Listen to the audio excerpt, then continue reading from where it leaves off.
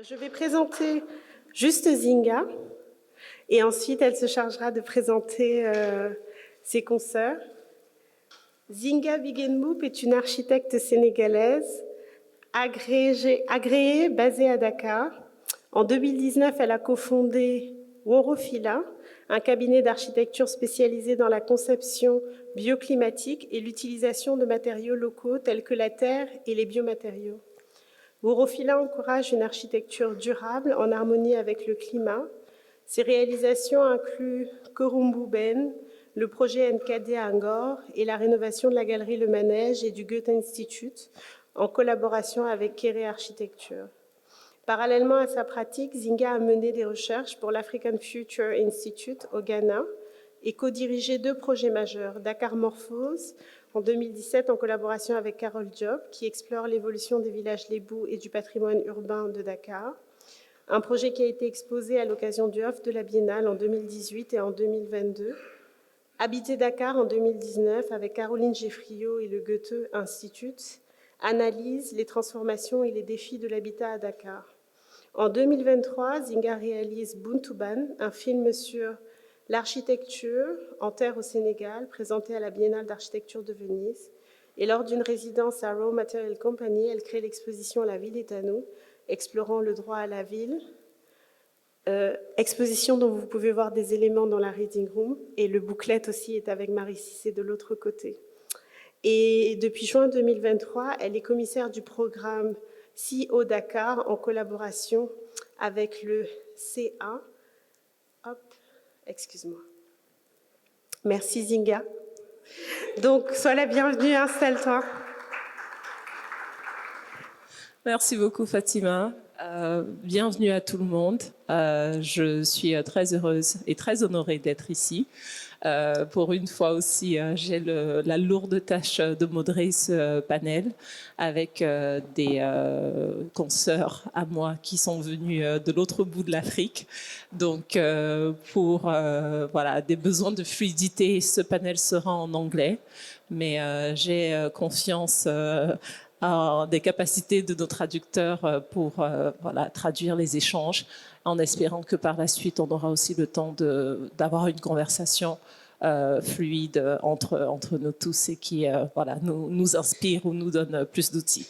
Donc, I'm going to switch to English now and invite Aisha and Yasmin to come and join me on stage under vos applaudissements.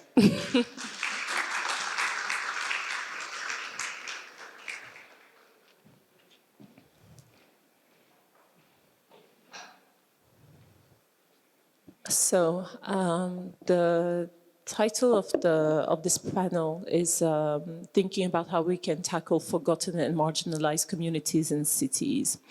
And I just wanted to share a few short reflection before giving or introducing the panelists.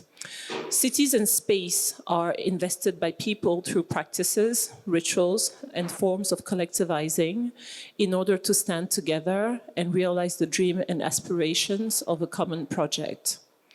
Many times, these forms of collective actions come to compensate, resist, or fill in the structural voids created by the state or other power structures that too often serve the interest of some at the expense of the others.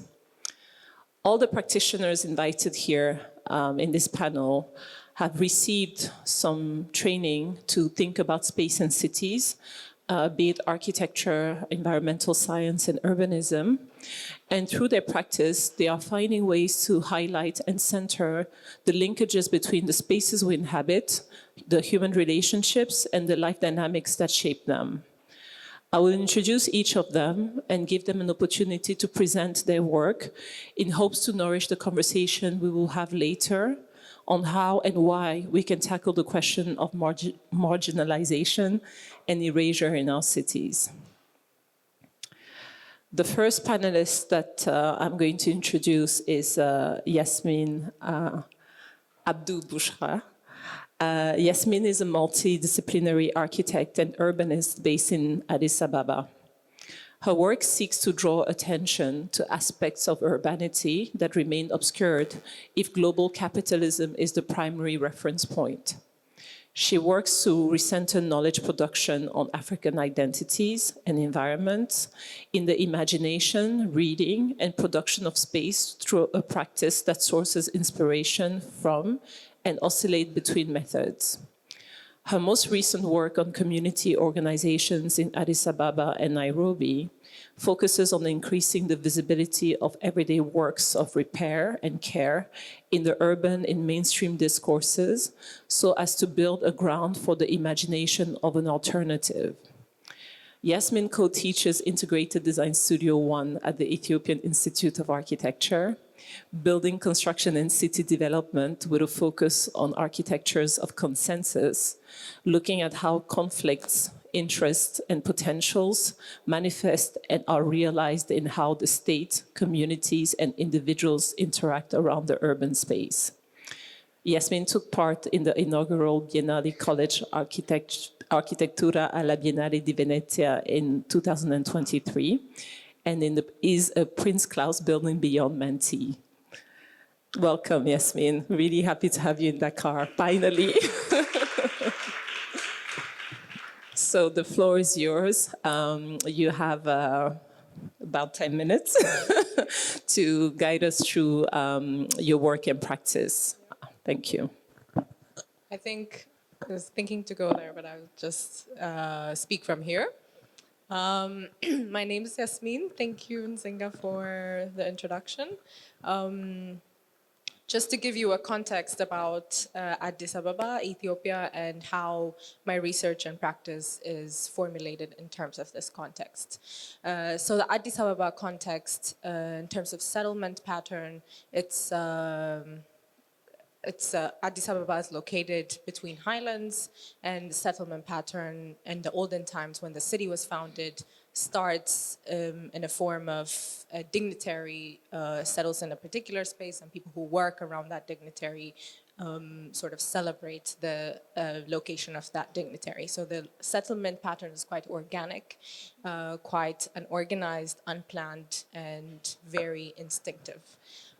So after this period of the Addis Ababan context passes, the revolution happens where there's a communist government, and the communist government confiscates the property of people who own more houses and gives it to, nationalizes it and gives it to people with lesser economic potential. So what that does to the mixity of the city is people who own a lot of property are located right next to people who are economically deprived. And that creates, or that gives birth to a community organization called Iddir.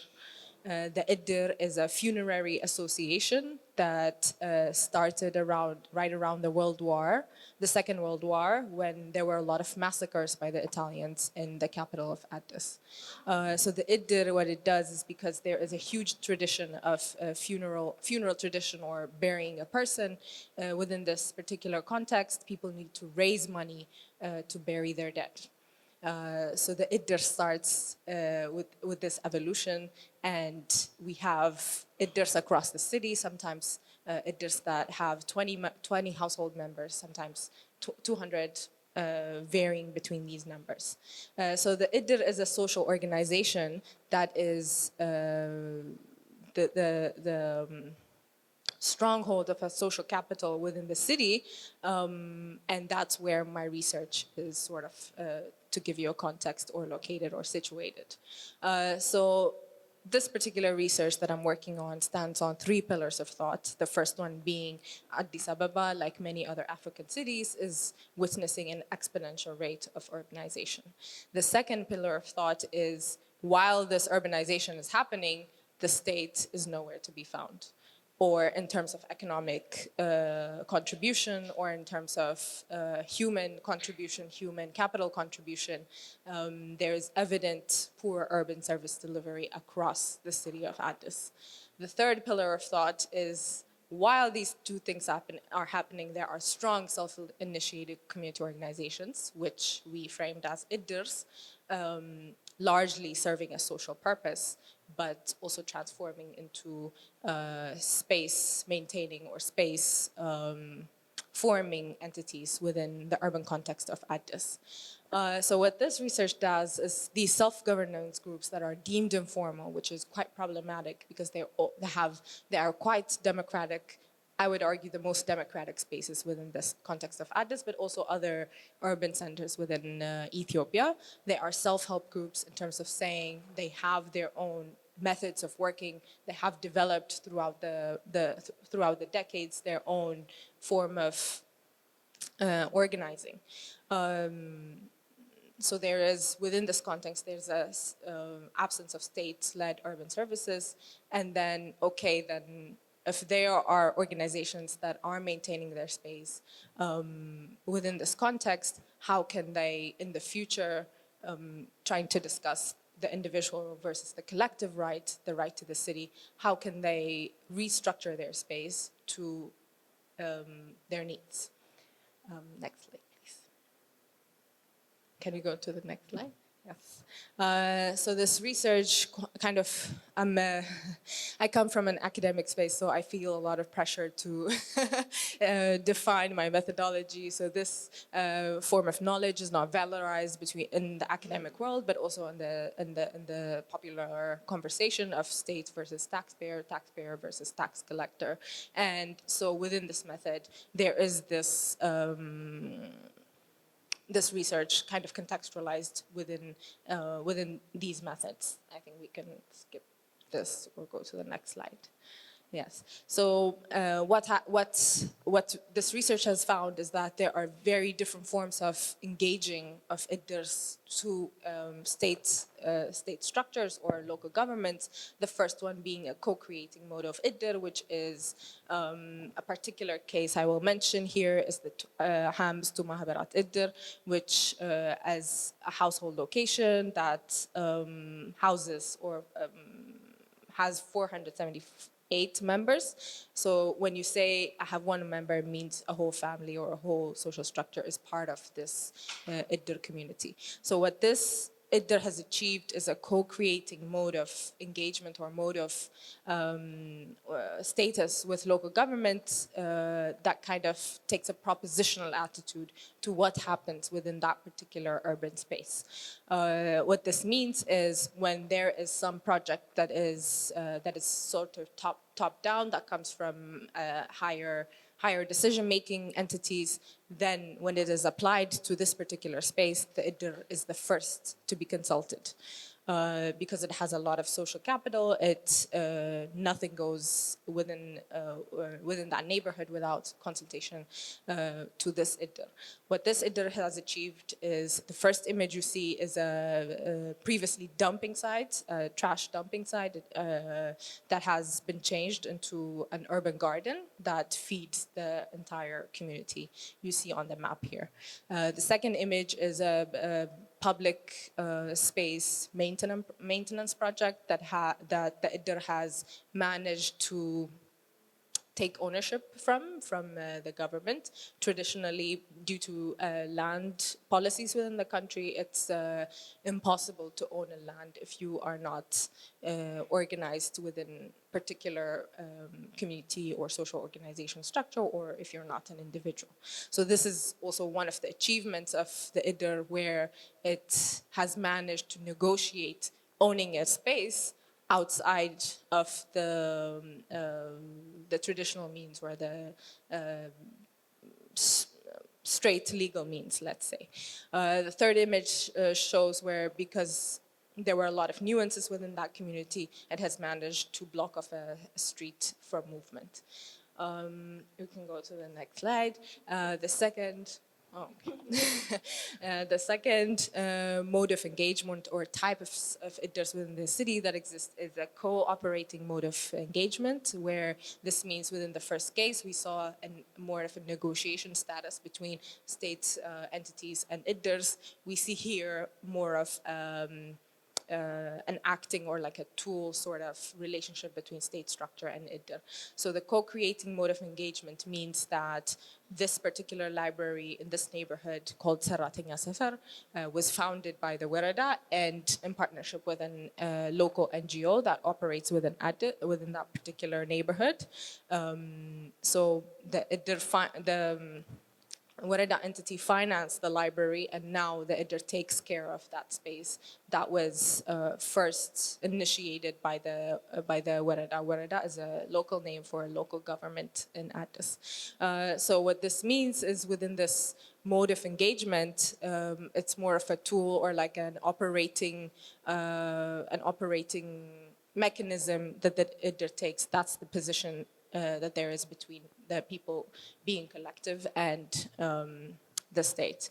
The third type of engagement, we can go to the next slide, is the co-opting mode of engagement, where I think we were also discussing during lunch, where when do people become conscious of being used as a political entity, and how do they co-opt out of that process. So the third type of engagement is IDRs that have become conscious of them being used as political tools to achieve particular things within societies, communities, then they actively disengage from that process of consulting or being consulted by state-led entities. So these co-opting modes of engagement often takes usually that monofunctional type of or function of the IDR, where you have more of a social purpose for that IDR than a physical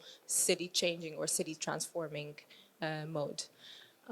We can go to the next slide. Then this research took me to Nairobi, where I was interested to notice or document and valorize this very similar mode of organizing or being collective within the city, where the clear difference is in the logic of organization from Addis to Nairobi, where you have in Addis this funerary organization transforming into a city maintaining or city, an entity that provides urban service, to where in Nairobi, where you have people organized because of the lack of urban services, and then they transform into social functions where you collect money for somebody who's sick or somebody who has died or somebody who wants to celebrate a wedding or something like that. So the cases you see are the Muthaiga Residents Association, which is in quite a middle-class neighborhood. The Austin's Grounds is in one of the slums in Nairobi, and the Mathare Social Justice Center, also located in one of the slums of Nairobi. So coming from an academic background, then I try to make this information available in very different means and very different ways, and this is the first iteration that you see. We can go to the next slide. So within this context, within the perspective of Addis, Addis is transforming because there is this liberalization project, economic liberalization project that is happening. And I want to maybe read a bit of an excerpt if I'm not pressured on time.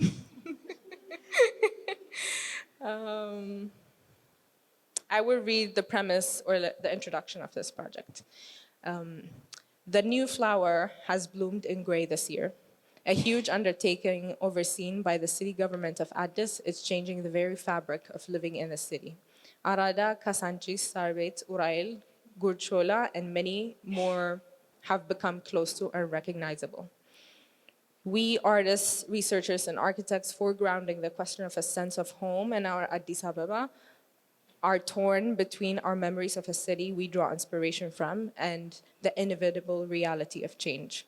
In such context, we try to understand how we engage with processes that sweep reality from beneath our feet.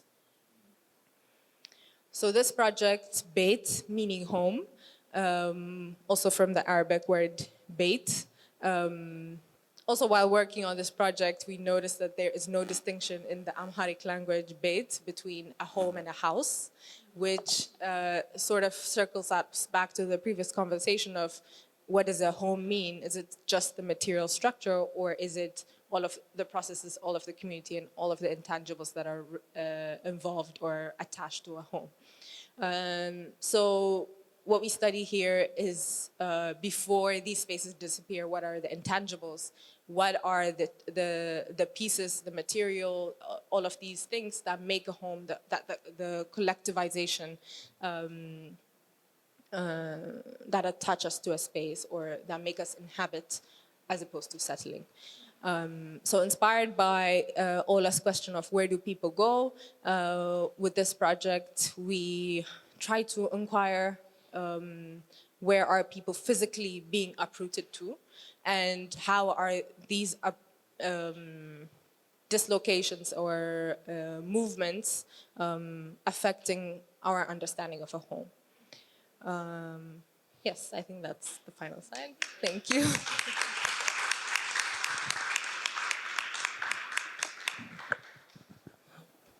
Thank you so much, Yasmin, for your compelling work and also taking the time to document such an essential part of our cities, you know, which sometimes, I think, particularly in our field or in studying architecture, depending on the type of canons that we have, there's a sort of kind of predisposition to maybe not consider certain things to be valid to the discourse of, you know, what is architecture or urban planning or how we think about cities. So to really center such an important kind of community structure through the work and documenting it and understanding how it operates at various levels is really important. And we're going to continue talking about the relevance of this type of approach to how we view our cities after we give the floor to Aisha.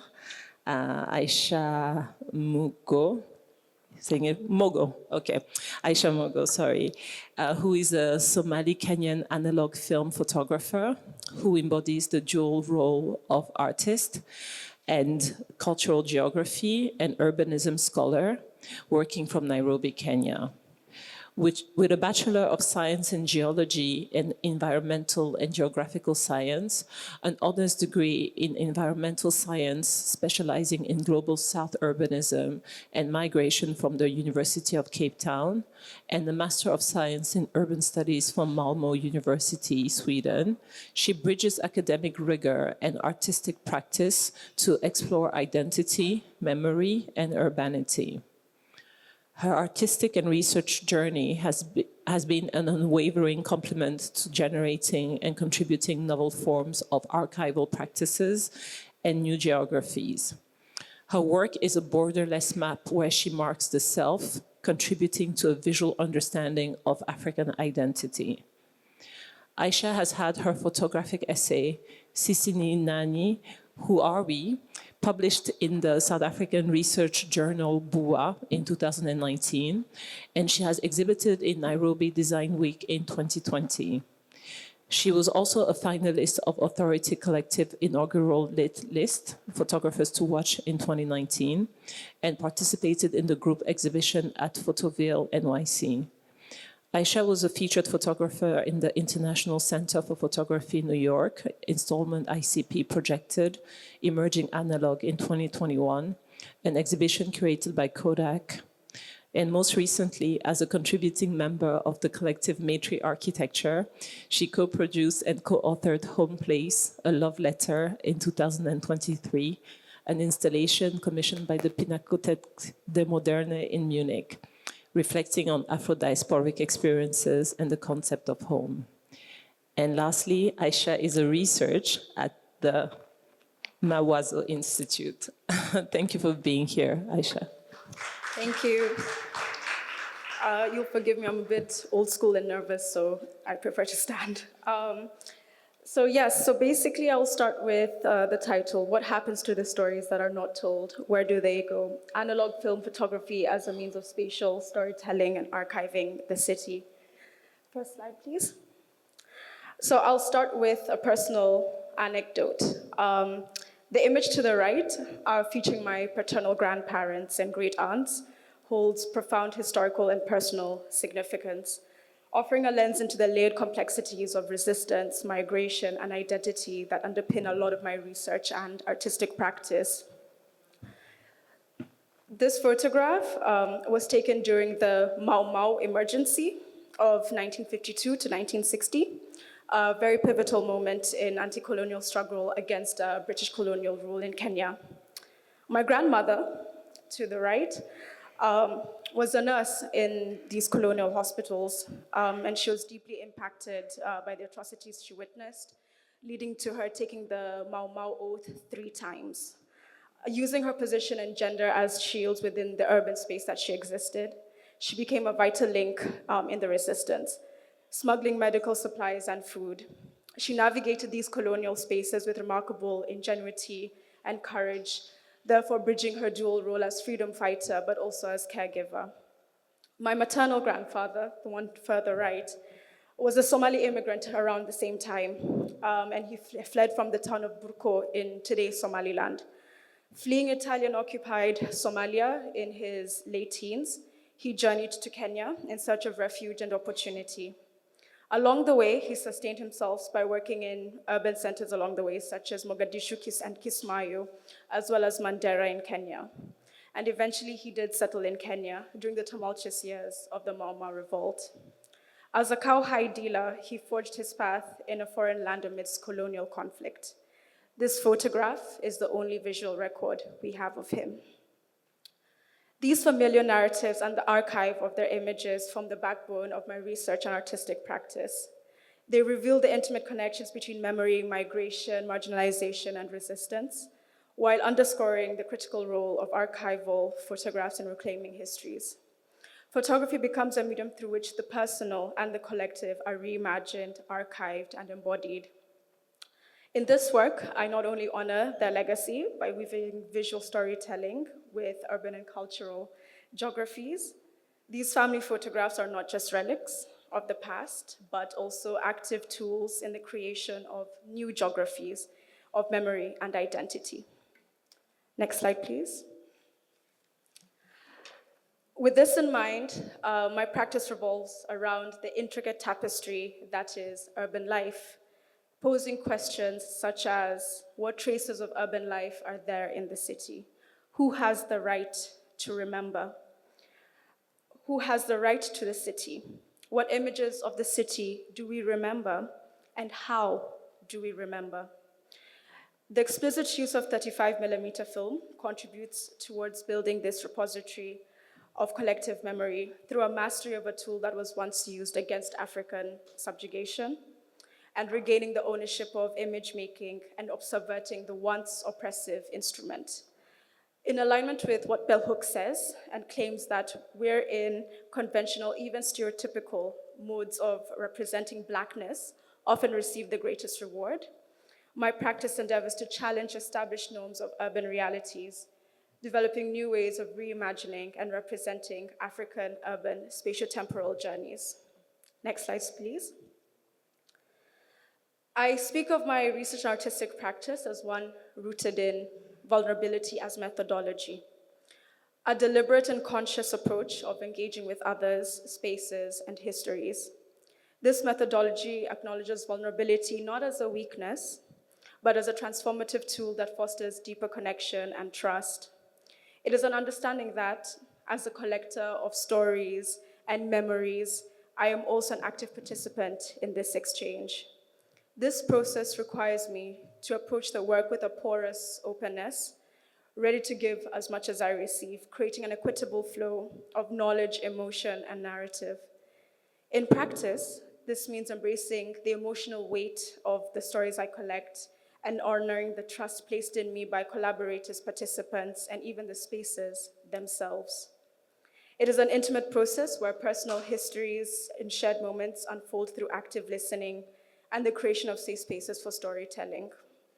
Vulnerability as a methodology allows for critical self-reflection, ensuring that the act of harvesting stories is never extractive or one-sided, but reciprocal and ethical.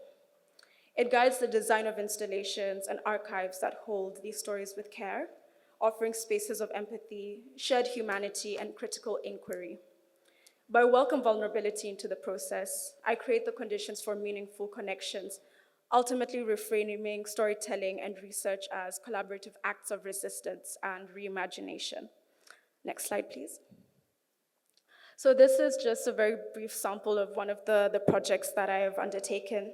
So the images on the screen are selected from the What Home Gave to Me portraiture series, which I undertook in Cape Town, South Africa, which was an exploration of hypervisibility of migrant women within the construction of home. Photographs, and in this case portraiture, is a significant tool to counter stereotypes, particularly of the stereotypes that people hold of migrant, immigrant, and refugee women within the urban landscape. Again, taking from Bell Hooks, who says, access and mass appeal have historically made photography a powerful location for the construction and oppositional aesthetic. So in this project, I asked each of the women to bring an object or a garment that reminded them of home. Their positionality as women, but particularly young women, young immigrant and refugee women within the urban space, has often rendered them invisible in migration and urban literature, to which Kenyan migration scholar Caroline Kihato says, inaudible voices, invisible bodies. And yet women are often integral to our understanding of home. This work sought to collapse binary conceptual frames that often depict women as either a victor or a victim in the migration process, but hope to provide a deep understanding of the everyday socio-political encounters. Next slide, please. With this in mind, imagery has the power to also inform design and how we can begin to honor collective memory. As part of the collective matriarchitecture, we came together to reimagine and reconfigure the rotunda of the Pinacothèque de Moderna. According to American scholar Ashton Crawley, the term otherwise is a word that names plurality as its core operation. Otherwise speaks of the ongoingness of possibility, of things existing other than what is given, what is known, what is grasped. When we speak of practicing otherwise, we engage with modes of storytelling that take imaginary to image and image to imaginary. We're working with recovering and discovering spatialities for ungraspable social things that are considered non-spatial, because up until now, they have not been expressed or privileged in architectural history. Next slide, please. Forgive me, I really do like bell hooks, so I will quote bell hooks again. The title of this exhibition took inspiration from bell Hooks' influential essay, Home Place, A Site of Resistance. As defined by Hooks' insightful perspective, the home place transcends mere geography. It symbolizes a deeply rooted, emotionally charged space that recognizes the importance of a safe, nurturing space where Black people, especially Black women, can find rest and respite from various forms of marginalization and discrimination. The frameworks and vocabularies Bell Hooks constructs helps us to account for and address our complex and intersecting relationships to power and privilege, visioning the home as a place of active resistance to social harms and the creation of fellowship and commune as a means of loving social connections. It contributes to this critical discourse of African and Black migration, liberation, and celebration. Therefore, in this conceptualization, we drew inspiration from the curtain, a subtle yet profound archetype found across African homes and the diaspora. This light and nearly imperceptible divider carries deep significance, effectively shaping spaces while embodying the fluidity of movement and connection. As 5 members from the collective, spanning from South Africa to Togo, Cabinda to Kenya and Suriname, it evoked memories of bodies gently moving through these delicate thresholds. So when we're in the initial process of curating this exhibition, we reflected deeply on where we come from, what sustains us, and who breathes life into our existence. The concept of home emerged as a pertinent and unifying thread, a place of gathering where stories, rituals, belonging, and return converge. As we explored this theme, the act of dwelling revealed itself as a profound resonance, prompting us to ask what unfolds within the intimate spaces of the African home. Our homes are rich with aromas, melodies, and rhythms, and encapsulate far more than physical structures. For all we may materially lack, it is the abundance of community, connection, and shared rituals that fills these spaces with meaning and vitality. Next slide, please. So the image to the top left is an early depiction of my grandmother's house from memory, where the curtains partition various sections of the home. So in a traditional Somali house, that the deeper you get into the house, the more intimate it becomes, the heavier the curtain. So these curtains closely resemble those captured in the previous slide, taken during an Eid celebration in a family member's home. The beaded curtain, blending cherished everyday objects, which we can see on this side, such as a fufu stomper and an afro comb, symbolize the unifying power of daily rituals and the creation of new, meaningful wholes. It demonstrates how the things we carry, both tangible and intangible, become integral to constructing and reaffirming our sense of belonging. Across time and space, these objects and memories anchor us to our home place, embodying the intimate interplay of personal and shared histories. Last slide, please. So in conclusion, spatial storytelling invites us to move beyond purely rational frameworks and conventional methodologies for researching urban spaces, embracing a practice that centers connection with those who are often ignored or marginalized. It allows for a reimagining of how we understand our cities, not through abstract notions of what places mean, but through a sensory focus on how things looked, how they felt, how they sounded, in the lived experiences of their inhabitants. Incorporating narratives into urban planning requires not only listening, but also offering parts of your own story, fostering a reciprocal exchange that deepens our understanding of spatiotemporal relationships. This practice challenges the exclusionary tendencies of urban deliberations, which often overlook or marginalize the voices of artisans, urban farmers, taxi drivers, migrant entrepreneurs, and informal workers. These individuals are not just the majority of users of urban space, but are also key agents in reshaping their form and function. By letting the stories guide us, we unlock new insights and understandings that might otherwise remain obscured in traditional urban and spatial planning frameworks. This approach centers people as the protagonists of their own urban narratives, honoring their agency and contributions while broadening the scope of how we study and how we engage with the city. In the end, spatial storytelling is not simply a tool for analysis, but a practice of recognition and reimagination. It reminds us that the stories that we encounter and the stories that we share collectively have the power to challenge dominant paradigms and foster empathy within us as urban dwellers and transform how we see and shape urban spaces. Next slide, please. Thank you.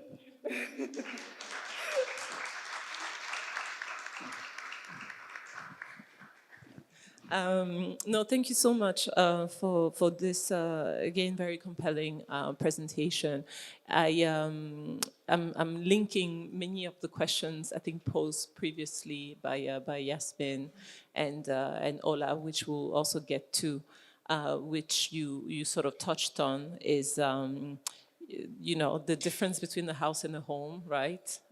Which, even though the word is the same thing, fundamentally, though, they do evoke different things. You can have a house that is not a home, right?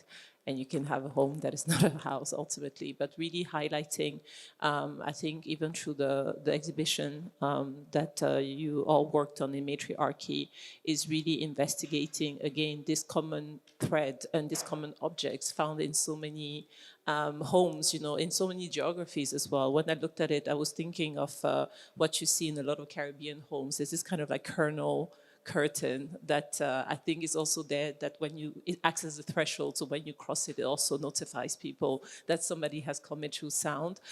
So finding all this kind of, again, understanding that through the speciality, these objects are also there to kind of mark a way in which we relate to each other, to indicate degrees of intimacies, to define space, etc. And it was really compelling examples, which also made me realize as you were talking about and showing the portraiture of refugees, it made me think about the question that Yasmin or Ola posed, which is, where do people go? And made me think about what do people take with them when they go, especially in the context of, I think, forced, any type of migration. You reflected so much on your own family history with migration that was, chosen, not chosen, but what they took with them and what they also transmitted, I'm sure, through you, is really, I think, fundamental to also realizing that, as Germaine Acogny said this morning, we are like snails. We do move with, our bodies, sometimes our homes as well, within us. I want to give, so Ola couldn't be here with us today. She's on her way. But I wanted to take the opportunity to maybe read one of her abstracts, and we'll get, I think, a chance to she'll get a chance to, I think, address the public in person in the upcoming days. But just given that so much of her contribution mattered as well to this conversation, I'm going to take a time to just read her abstract, and then from then on we'll start the conversation. Once I find it, give me a second. Let's just open. Found it. Her abstract is entitled, Where Do People Go? As we look at the debris of modernity and the many creative regimes we have inherited, as populations, we are managing the ecological catastrophes directly linked to the emergence of the impacts of imperialism. What can we observe in our environment, built or otherwise, that has deferred the pursuit of the impact of the ecological void to the contemporary era? And how has this condition changed our material world? Artist and architect by training, a score of what has been done, Ola's practice stems from the role of the observer, a role that commonly emerge at the heart of communities living within agricultural programs set up as part of the imperial projects in Sudan. A watcher sits attentively for a period of time with the elements of the land, namely water, to monitor the debris. The observer is a companion listening and understanding environmental changes and passing this information to the relevant parties. Watching for debris is therefore a strategy for maintaining our environment in this material condition of cyclical disasters. Ola sees this role as one of work and repair in the face of impending disasters, man-made or otherwise, which deliver decomposed parts of remnants from elsewhere and then resonate with the observer as markers of preparation, reconstruction, strategy, and ultimately change. In this symposium, she proposes a kind of observation informed by the disembodied territory left without material by the disaster, the stories of those who are in constant state of arrival after having been displaced. Observation confers a form of agency and a tool for ratifying the way in which we can cultivate political awareness for the future and inhabit space in a way that does not expel anyone. Her objective is to talk about the potential of observation, what it can do in the boom of African cities today. Our built forms have problematized our conventional spatial practices and carry on a kind of state of permanence. If carefully observed, permanence no longer has substance and generates other debris of modernity. In Ola's work, this debris is considered not as mere representations, but as a tangible medium that can be seen, desired, discarded, or even rescued through the cyclicality of catastrophe, simply by looking at an architecture that restores value, and particularly to communities. In this context, Ola proposes the act of looking in the wake of the sequence of sites that have suffered the disasters and analyzing the question of what we see when we look around us. So it couldn't be, I think, a better sort of follow-up to, Aisha, your presentation when you were talking about spatial storytelling. And the other thing that I felt that Ola expressed really well, even in our previous conversation, is that when we look at space and cities, and we've spoken a little bit earlier today about the question of memory, she shared a frustration that she has with a lot of the documentation of, let's say, modernist architecture that sort of glorifies the object and doesn't center enough the human experience attached to those objects, so attached to those buildings. I wonder if any one of you want to comment or respond to some of her questions and prompt. Yeah, thank you so much for that. And I think one of the main things I also attempt to address with the work that I do is this objectification of people and places. And I think it's also something we discussed over lunch today of how, as architects, well, urban planners and urbanists such as myself, yeah, unfortunately, academia can kind of prepare you to be an objectifier when it comes to the spaces that you inhabit and understanding the patterns of urban space. So I think it's trying to think about what can we do with the urban skill sets and the urban tools that we have. And I think we also discussed the theories. Do we do the theory first and then do we put it down, or do we look at the situation and use the theories that we understand to look at urban space? But I think it's also about individual practice and actually ultimately praxis as well. Yeah, so ultimately I think it's that objectification of people and places, and how can we begin to bring that humanity back to both the human and the space that exists as well. Yeah, I just wanted to add to that in terms of saying, especially when you, let's say indigenous architecture, when you speak of those spaces, if you don't speak of the people or the culture, then you don't speak of the architecture or the way people organize, the way people organize within the city, right? So that departure or that deviation of where culture goes and where the object goes is where the fault line is, in my opinion.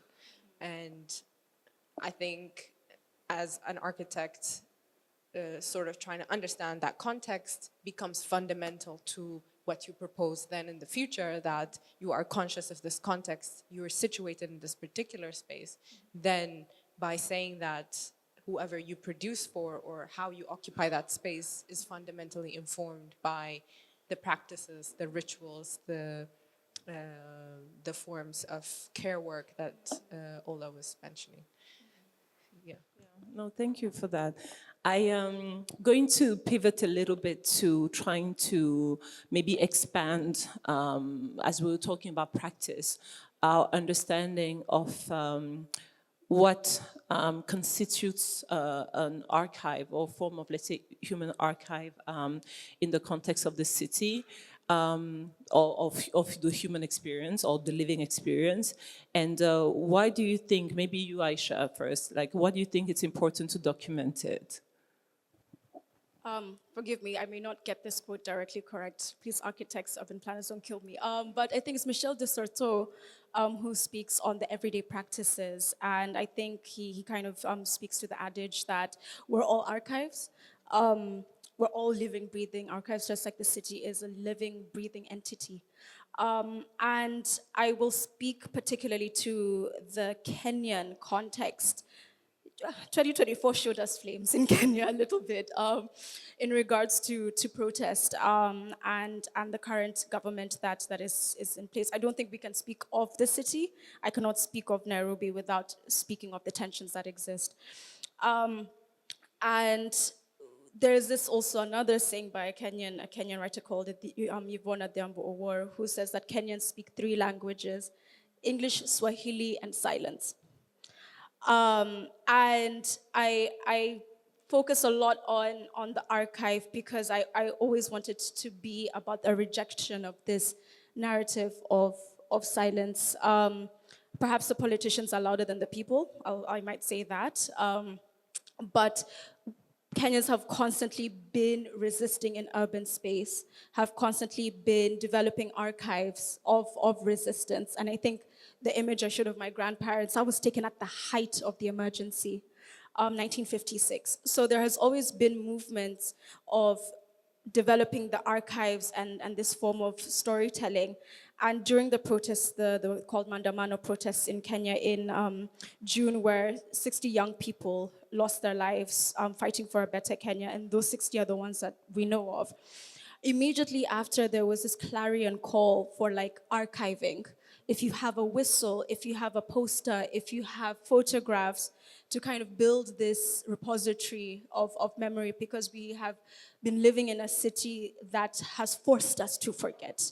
Unfortunately, we have state-sanctioned silence and violence. So there's this constant clarion call to archive and to remember and to not forget.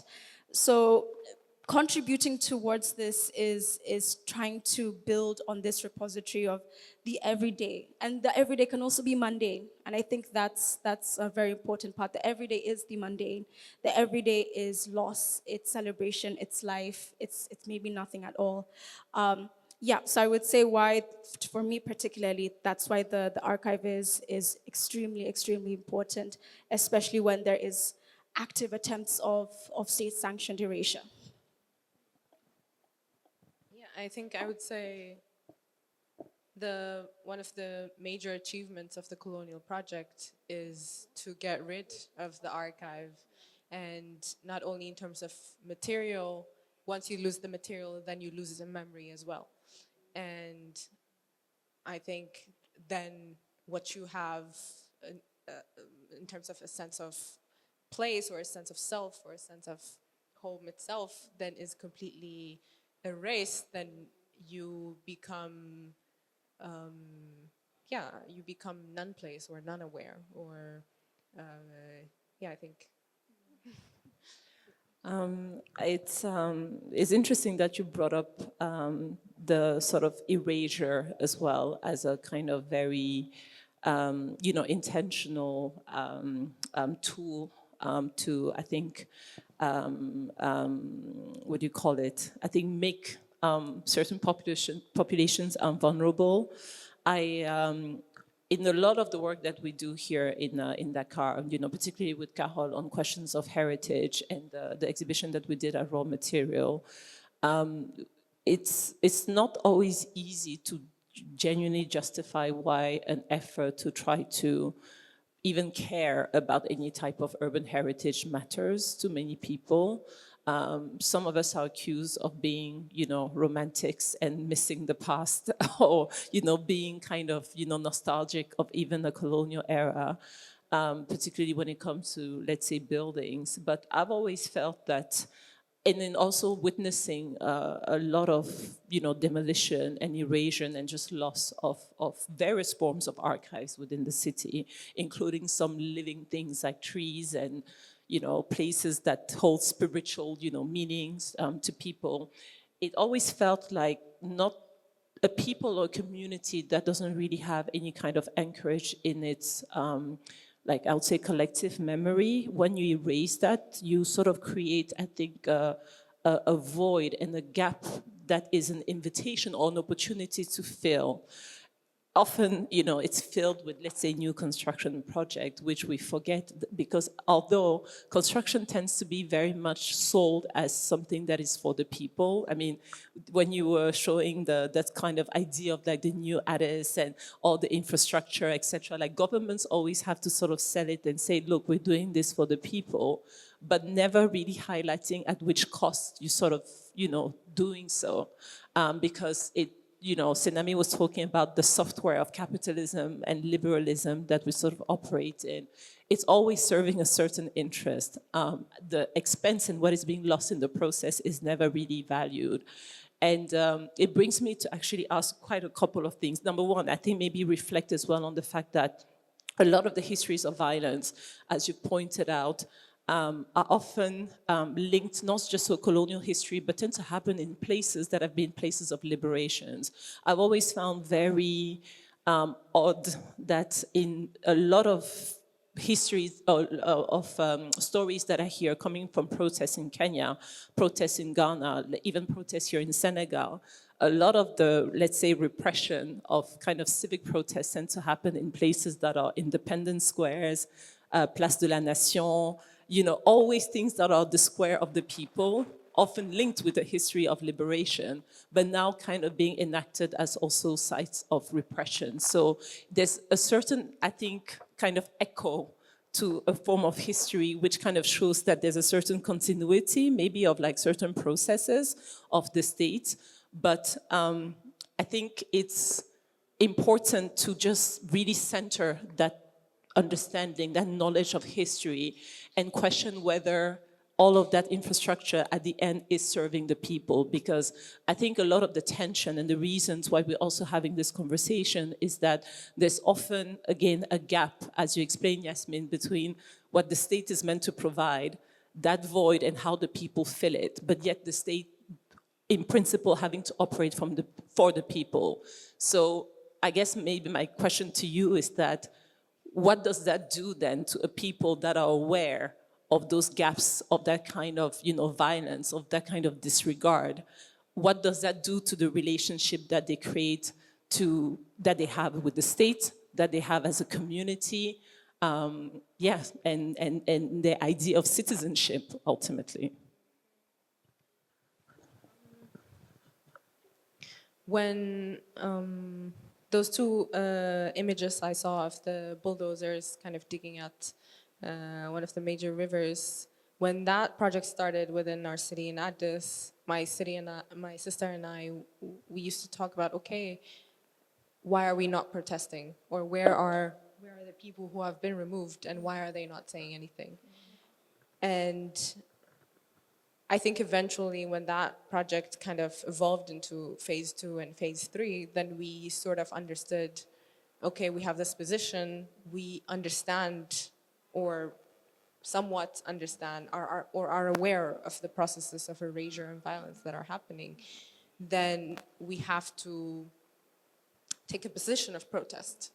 And what does that mean to protest within the practice of architecture or within the practice of urbanism? Then I think that's where our role comes.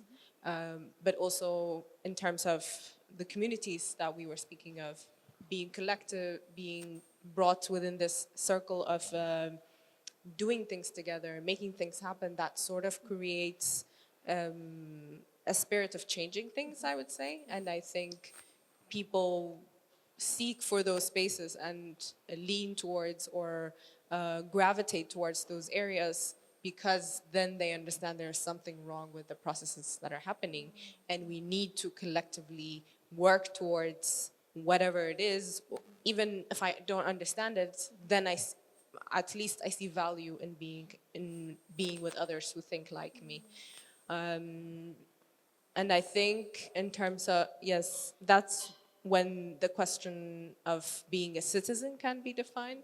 Then are you an idle bystander that sort of accepts all of these processes of violence and dislocation and evictions?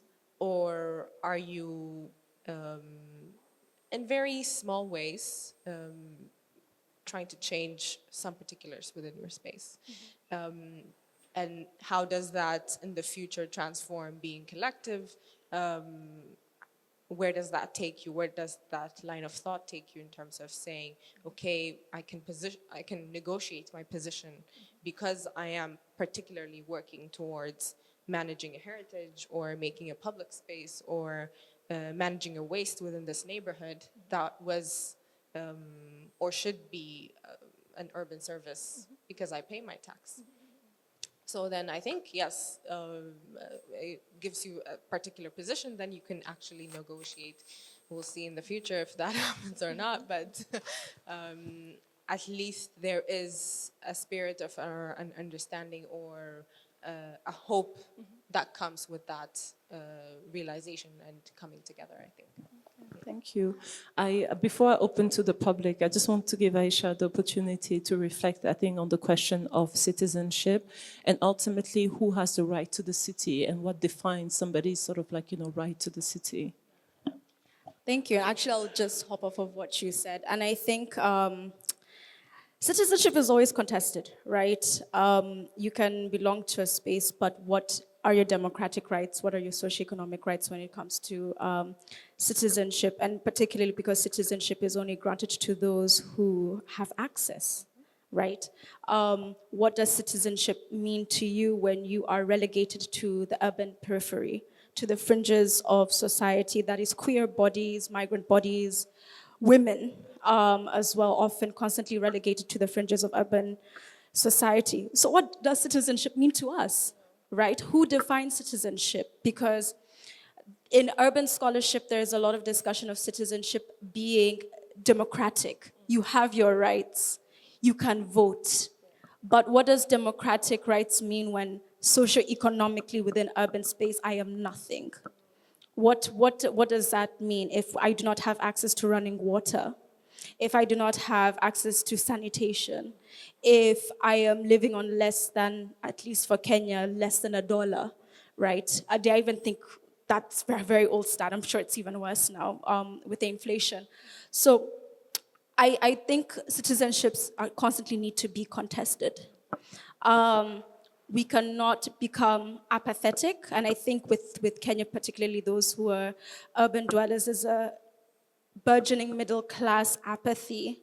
And I think with the protests that happened in June, this kind of brought a bit of a shockwave through the country because those who are fighting for a better Kenya tend to be those who are willing to put their bodies on the line because they are the urban periphery, right? They are not those who have stable jobs, who are okay sitting in Nairobi traffic, which if you've heard is probably some of the worst traffic on the continent.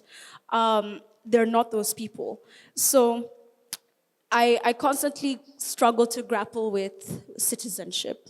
I think depending on your positionality and the intersections of your identity, you will see and you will live citizenship differently, right? But I think to kind of like build on what Yasmin has kind of said, what does collectivization in urban spaces look like? I think what is your role in this collectivization of dismantling citizenship that is more inclusive to all? And I think once we start to, and we also start to look at it from the lower levels, for example, like the Mathare Social Justice Center that Yasmin presented, initially started as a justice center where women in slums, where their sons were being killed through extrajudicial killings or forced disappearances, and they came together to demand justice. And Mathare Social Justice Center now is huge. There's eco-justice that is involved now. It's also part of unionization of domestic workers as well. And this has completely removed the government. It has completely subverted clientelism or patronage.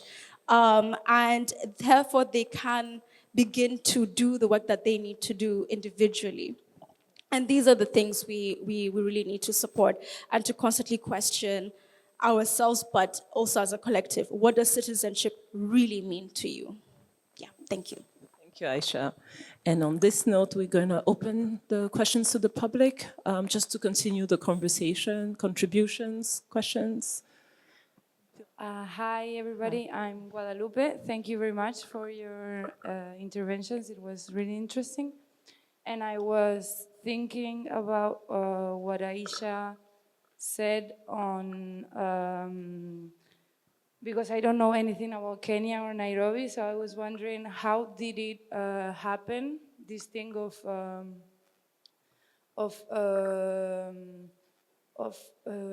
the city forgetting the people and the forget.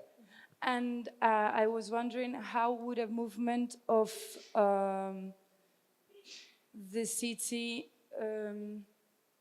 being thought and occupied by the people would start. I don't know if I explained myself. I think I have. Thank you so much for sharing all these insightful stories. I think I wanted to ask a bit about that idea of forgetting. And I'm wondering, in these cities, what are the spaces that have resisted forgetfulness? We've spoken about the question of the archive and the question of memory, and I think that, of course, we are all formatted to think about the archive in a particular manner. Yes, the colonial conquest had this mission of erasing all the archives, but there are some forms of memories of archives that resisted. And I think maybe it could be interesting to think about the sonic, think about sonic landscapes, the architecture of sound, and how much different cities have kept their memories into the sonic landscapes of the cities. If you go to Nairobi, Kinshasa, Dakar has that as well, where the sonic is a space of resistance. The sound of the birds, the sound of, the car rapide in Dakar, and, other places where it reminds you of a Dakar that existed and still exists today in a different form, but that remained kind of the same in the sonic. Hello, thank you so much for your contributions and your thoughts. I think I have no experience in urbanism, but I think everything's interconnected, so I really appreciated your points. And I just wanted to ask, in terms of the digital space and the role of archiving in the digital world, especially in the context of protests, how you feel about that as a new form of archiving, but also the role of erasure within digital protests, for example, with internet shutdowns or censorship, and how you think this plays into this whole dynamic. Should we try to answer the first batch, maybe? Yeah, because then it's going to get to a lot. Thank you. Yeah, exactly. So that, floor is yours. I think both your questions are kind of interlinked. So I think, forgive me, I might just speak a bit generally. Thank you so much for speaking on sound. And for one, there's, in Nairobi, there's Sound of Nairobi, SON. And it is a digital archive that collects soundscapes from all over the city, whether this is, our public transport is called matatu. So whether this is a matatu stop, even though they stop everywhere, they don't stop always at where they're supposed to. This is in markets.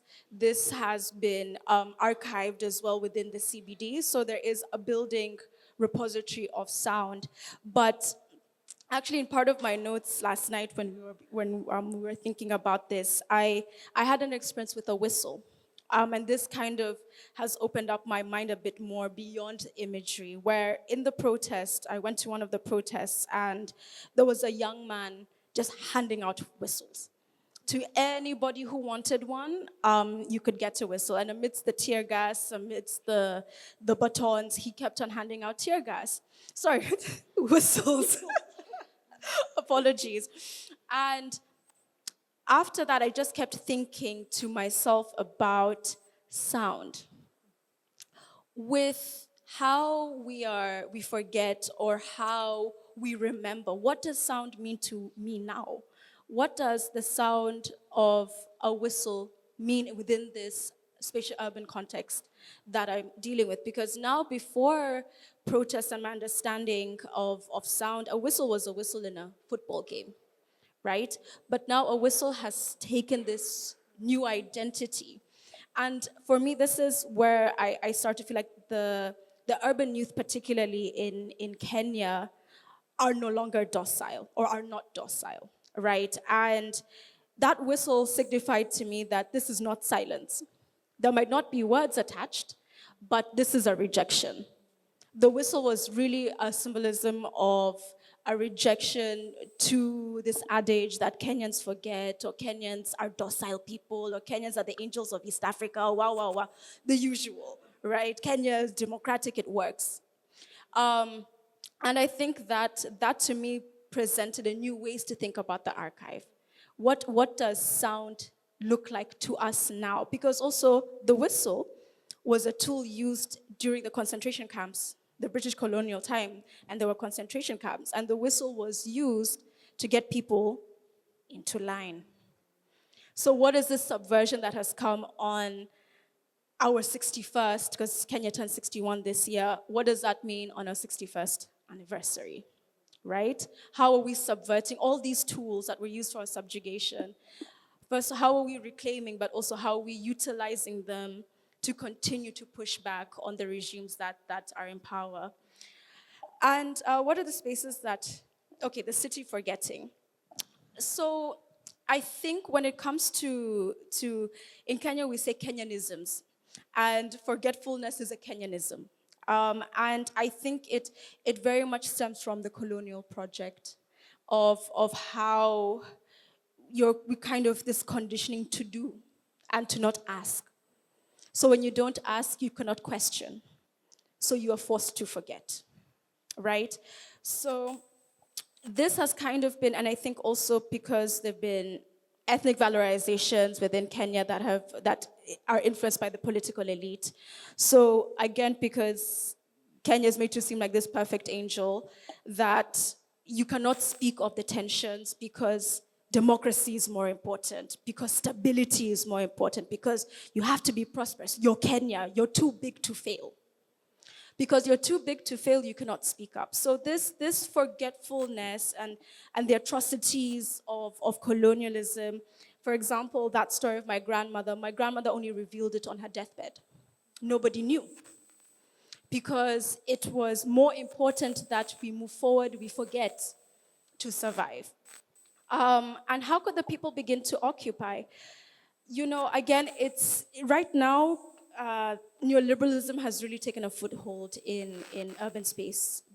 Just like Nzinga had mentioned, places of collectivization, of protest have now been taken away. For example, we had Uhuru Park. Uhuru means independence in Swahili.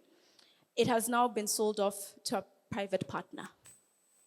What does that mean? A nightclub, probably, and a bar, and something like that. So what does that mean for us and our ability to collectivize and to protest when, you know, these spaces that have been specifically constructed for people to meet, to gather, to sleep, to lounge, you know, to flaneur, to walk around and do what they need to do have been taken away from us. But the digital space has been very important because Twitter Spaces is where people collectivized very, very hard. But then, of course, that also comes with its own socioeconomic ramifications because not everybody is on Twitter. But that does not mean that people are not collectivizing in their homes. People are collectivizing in, for example, Madari social justice. People are constantly collectivizing where they need to do the work. And I'll stop there. I just wanted to address the question of forgetfulness also in saying, in the context of Ethiopia, Addis being a primate city, everything, the disadvantage of that is something that happens in Addis happens like in a third tier city or like a, you know, if a space is named Piazza, Piazza is one of the largest avenues in the city. There, in all of at least 10 cities, there are places named Piazza. So even though that's a nightmare, in terms of planning, in terms of urban design, it's a form of resisting when there's this new know-it-all government that has a lot of finances that's erasing the very essence of Piazza and Casanchis. Then you have all of these other places that were trying to replicate what was happening in Piazza and Addis, and that's a form of resistance, maybe. I also wanted to speak about the sonic experience and the sonic tradition in terms of saying it's not always, I guess you can argue the hegemony of knowledge and AI and all of that is a form of colonization as well, and that you can also argue the oral tradition is the one form of knowledge production and knowledge replication and transmission that AI cannot access. And I think existing within the oral space, within resistances that use the method or the mode of oral knowledge production and reproduction are a form of resistance and a form of otherwise. Yeah. D'autres questions? Ouais. Thank you, everyone, for your contributions. I have a question that I guess I actually wrote it down because it's many thoughts, I guess, brought into one context. So, right now, I think we see modernization across the global south. I mean, for several decades now, quote unquote, modernization, where a lot of the time we have people trying to emulate the Western model, unfortunately. And in that process, I see that as a betrayal of our own people as well, where we go further and further into disparity and gaps in terms of, we look at the communities that are left behind in our modernization that often cares more for luxury, for power, for exclusive spaces. And unfortunately, we, as a result of the things that happened in the 70s and the 60s on the continent, we've lost a lot of radical, revolutionary ideas about how we can move forward in this world. And I've been particularly angry looking at how Rwanda, among other countries, behaves, for example, and how they just recently hosted the FIA, which is the governing body of the Formula One and Formula E tournaments, and that they hosted that in Rwanda. And I have Rwandan people in my life who shared that on their stories, and that's how I found out about it. And for me, this is just a massive, massive, massive disappointment, again, of just where are we going and can we please wake up? So now my question is, how do we imagine and achieve a modernization that does not betray our own people? Specifically, in the context of also public space.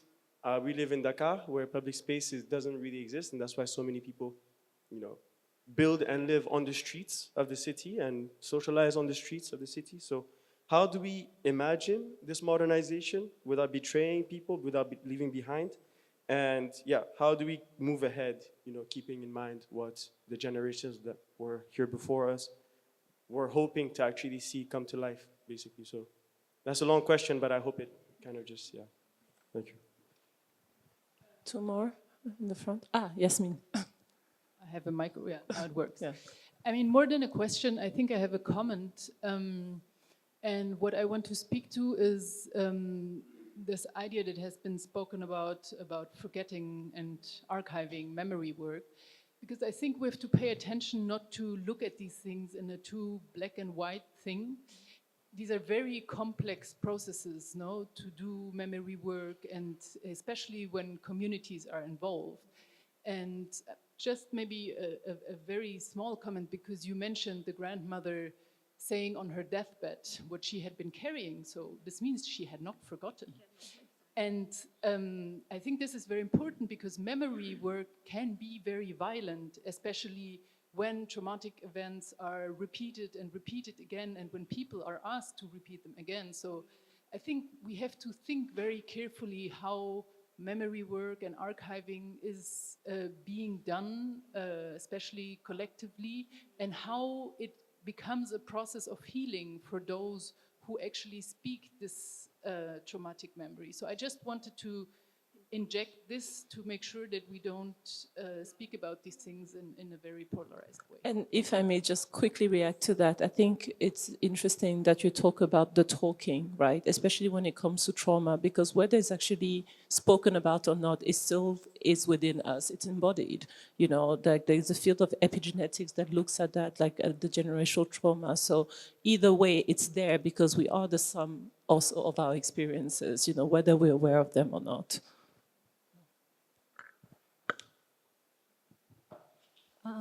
My question kind of ties into the last two ones. It's how do we envision the healing or the beginning of healing and what it looks like for people who move through displacement because of colonial forces and survival under capitalism? I think in this current space, it might come more as harm reduction than an actual solution. But I think a lot of us don't know what that looks like, especially with not knowing what reclaiming land also looks like under the current environmental climate. To tie it to what you were saying about trauma and memory work, I thought about what you said about collective spaces where people could feel understood and how you also feel understood in those spaces and it can help, and how this oral recollection is being summoned and how can it be done in safe ways, especially for elders. Thank you. Okay, we'll take a third one. So we have two questions. Thank you so much for the discussion. I just wanted to come back on the forgetfulness and developing archives of resistance.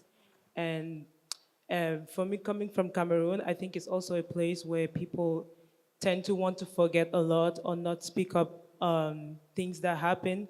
But I think it's almost like impossible to forget when the tension is constantly present.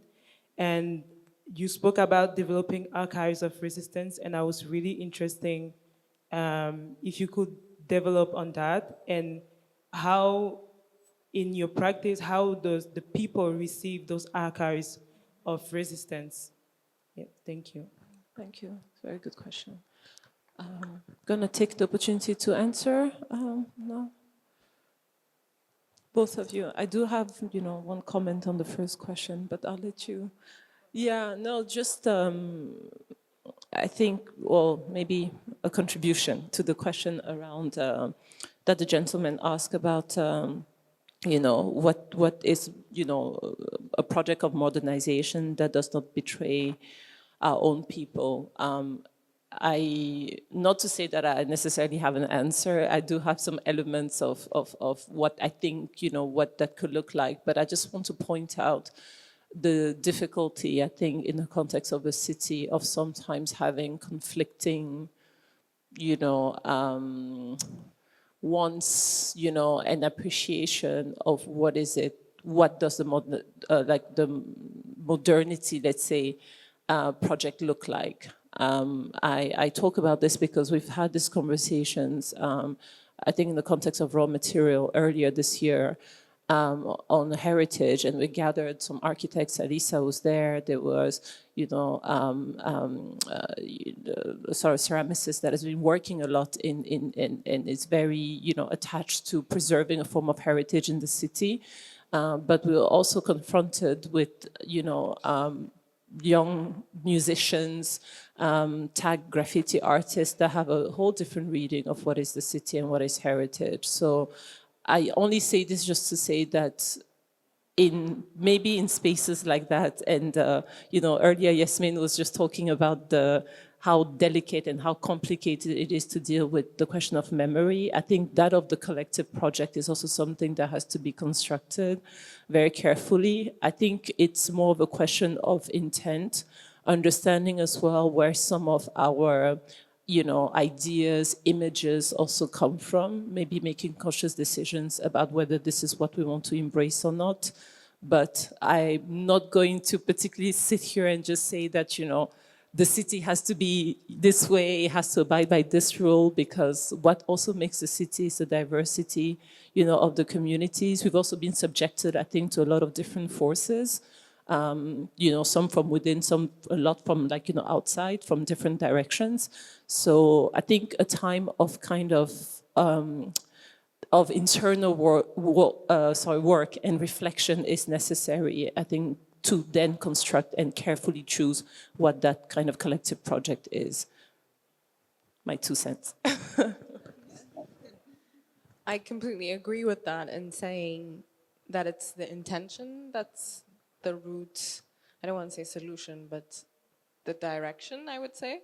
And are you speaking about the dignity of people, or are you trying to work towards a particular image that you think is useful or is termed as progress? And I think when we say development, it's immediately, for me, has an implication of something that needs to be erased or needs to be improved, and completely erases value from what needs to change. And the ideals or the images we use to advocate for change or advocate for dignity and the way people live is where, I don't know if that makes sense, but Totally. I think I will respond to how do people receive the archive of resistance. Yeah. So it's always very interesting because, like I mentioned, there's a lot of ethics that goes behind kind of collecting these stories and archiving them. And there is resistance within the resistance. There's always an element of safety that is often questioned. And I think that's why with the kind of methodology of vulnerability, I lead with myself. And that tends to provide a space in which we can kind of have more conversations. And as well, it doesn't happen in a day. I get a million rejections, and which is completely understandable. And it never happens in one place. It never happens in the moment I think that it will. There are pockets of my own vulnerability that come, and there are pockets of the individual's vulnerability. And I think particularly because a lot of the, like I mentioned, the pictures that I take are on film. So I develop them and I print them. And as much as we all have cell phones and we can all take pictures very easily, there's always wonder when they all receive a photo of themselves. And a lot of the time when, I think in one of the projects, there was a girl holding 2 photos, and that was her prized possession. And for her to be able to have her own is something that always presents a sense of wonder and engagement and a moment of reflection. So there's no one way about it. I think I'm also still very young in the practice. There's a lot to learn as well as I go about it, and always different ways in which I can start to understand the archive better and reflect on it. But yeah, it tends to be positive. It tends to be positive, but of course, there is resistance as well within the resistance, I guess. I hope that answers the question. And I think there's a question: how do we envision healing as we move, and harm reduction and safe ways? Again, within the Kenyan context, I think kind of exploring stories in these spaces has been redemptive in their own way. And I think particularly because I tend to work with women more, a lot of my work does tend to be gendered. And there's this sense of safety, and there is less harm knowing that you know. And I think there's also this thing, especially when I'm working with older women, of a bestowing of knowledge and a passing on of the knowledge. So I cannot say there's one fix on healing the trauma. I cannot say that I've found the way to do it by spatial storytelling, or there's a specific formula. But for the little niche pocket, I guess, that I exist in, there's peace in knowing that people are actively listening, and holding the stories with the very tender fingers that they deserve, and of course with all the ethical trimmings that come along with that as well.